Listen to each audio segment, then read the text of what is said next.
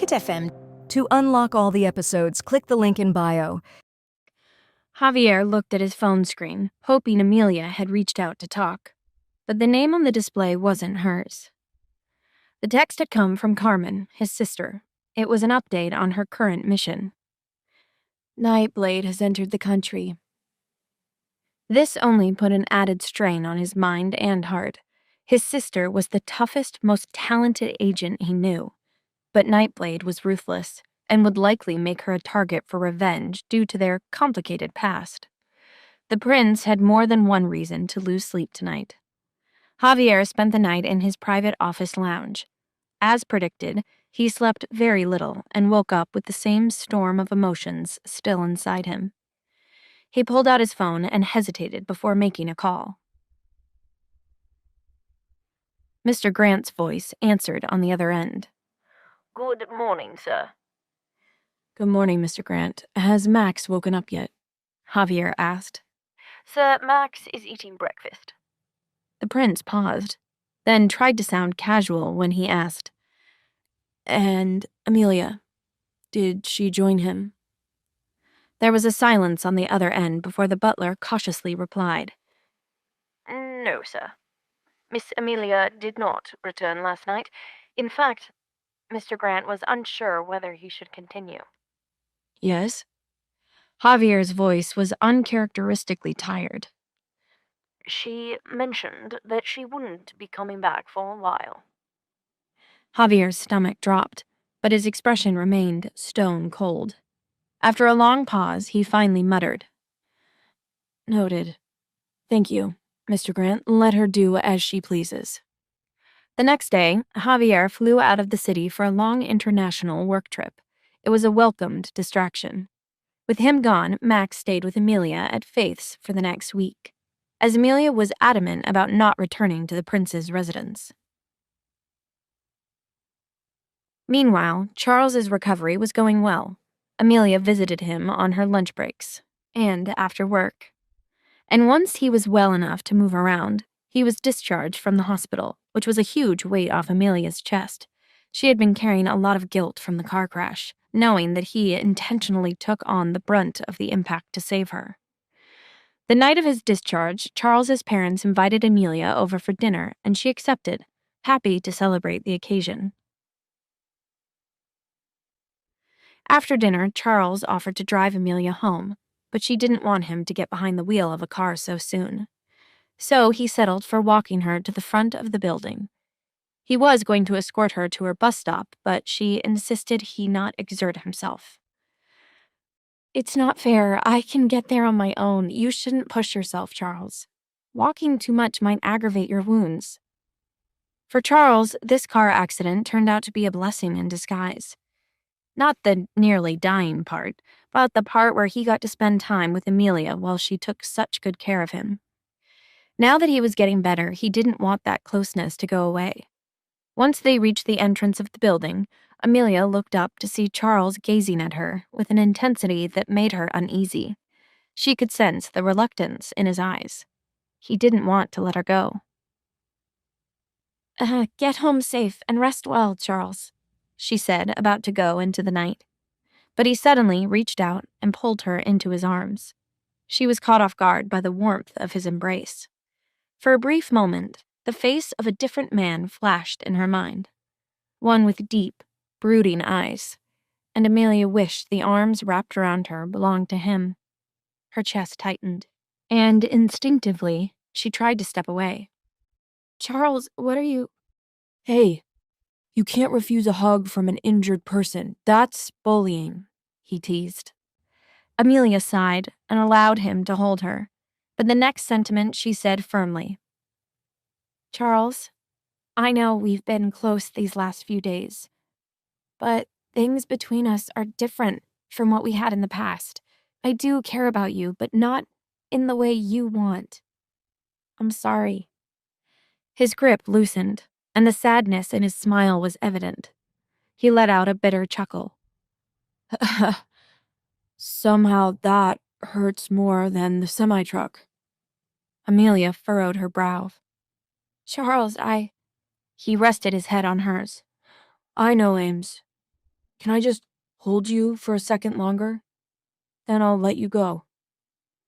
As the two of them stood in an embrace, the warm glow of the overhead lamp created an illusion of intimacy, making it look as if they were a couple in love beneath the moonlight. Unbeknownst to them, a black armored car had stopped on the street nearby. Inside it was Javier, who witnessed their embrace with a pained glare, his expression growing darker by the second. Amelia boarded the bus after leaving Charles's apartment. 2 days prior, she signed a lease to rent a small furnished apartment that had become vacant in Faith's building complex. But living alone no longer agreed with her. Amelia had grown accustomed to the lively energy of a bustling home. She now found the silence of the small, still space to be oppressive. Her nights there felt empty and desolate. But she told herself she would soon adapt. The city bus was quiet in the late hours as it hummed down the road. Tired from the trying week, Amelia rested her head against the window, and her eyes grew heavy as the gentle rhythm of the ride eventually lulled her into a deep sleep. Completely unaware of her surroundings, Amelia remained asleep as passengers cleared out along the route. She didn't even notice when her seatmate changed to a tall, dark man in a striking brown coat. The man pulled up his coat collar in an attempt to obscure his identity from the public. But it was undoubtedly the gallant face of Prince Javier Calderon. Outside the bus, a convoy of luxury cars tailed the vehicle at a cautious distance, ensuring no overt attention was drawn. Javier hadn't planned on following Amelia this far. This evening, when he returned from his trip, he found that all of Amelia's belongings had been cleared out of the villa.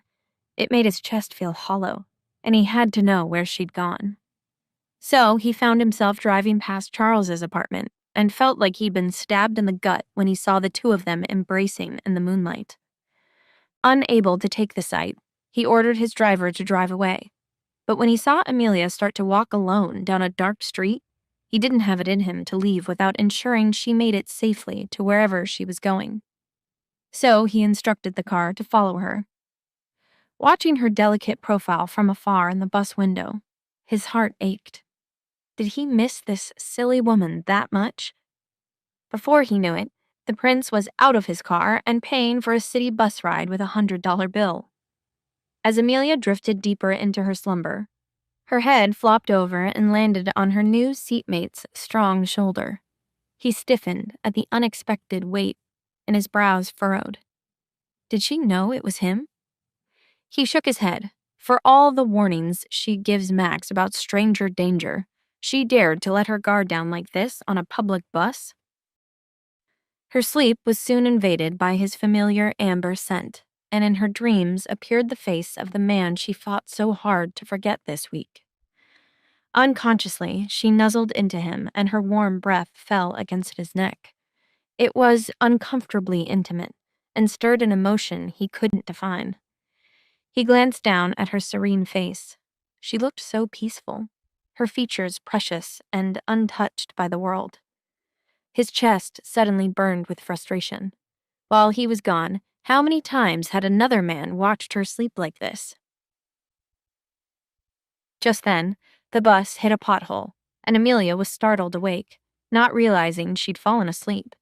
Embarrassed, she quickly apologized to the stranger next to her. "Oh, I'm so sorry."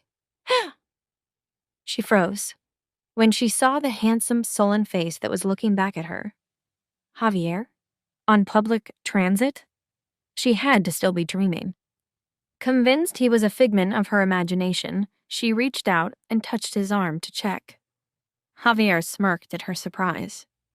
"Too handsome to be true?" Still dazed from her sleep, she whispered, "What? Javier, what are you doing here?" He took a deep breath and sat back in his seat. "I didn't know it was possible to lease an apartment in under a week. You're quick." Amelia sat back as well and looked straight ahead. "I thought you were away in Istanbul. This morning they showed you on the news." Javier quirked a brow. Following up on me? She glared at him. I should ask you the same. Why are you on my bus, Javier? Just then, the bus reached its last stop. The driver put it in park and exited the vehicle on a break. Amelia had missed her stop when she fell asleep. She looked around and realized she and Javier were the only ones left as the lights flickered off, leaving them in the dark. She exhaled and stood to leave, frustrated. I missed my stop. He took her hand and her breath hitched. Sit with me. Just a moment, please. Amelia felt an ache just looking at him. She wasn't sure how much longer she could stand to stay because she knew it would only make going home to an empty apartment that much harder. But she sat down anyway and sternly took her hand back. What is it? Javier was silent, then finally spoke, his voice low. Come back. He sounded gruff, but his words were tinged with regret and they tugged at her stubborn heart. She quickly turned away and shut her eyes to hide the tears that rose. That was the last thing she expected that arrogant man to say. It turned her into a turbulent mess inside. But she sat still and said nothing in return. Javier knitted his brow. That day I was upset, but I shouldn't have said that. It's your home too. You should be there. Not here, on a cold bus, surrounded by strangers, going who knows where in the night. Amelia fought to keep composed and put up a strong front, but the emotional whiplash was too much. How could he do this to her?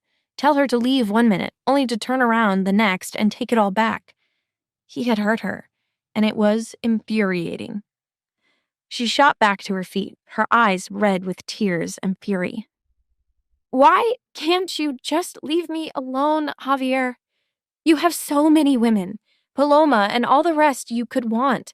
Just go to them. Stop dragging me into whatever this is. She pushed past his knees to leave the aisle, but he quickly stopped her between his legs. Her words had hit him like a blow, and he had no idea what she meant. Wait, he spoke firmly, not wanting to leave any room for misunderstandings. Just now, what was that you said about me and other women? Explain. And please be clear. To find out what happens next, download the Pocket FM app in the next minute to get free access to all episodes of The Royal Accident for free. Pocket FM. To unlock all the episodes, click the link in bio.